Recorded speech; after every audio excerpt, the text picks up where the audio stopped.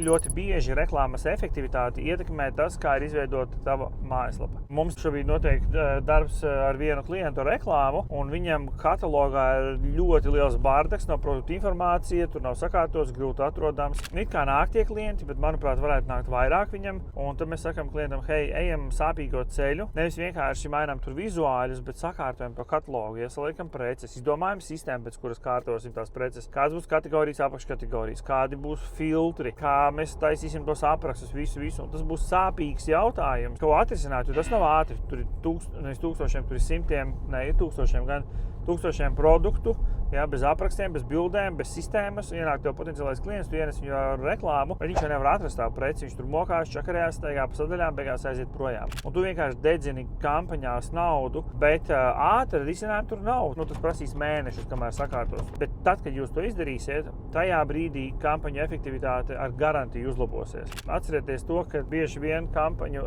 efektivitāti ietekmē arī tev mājaslapas lietotāja pieredze.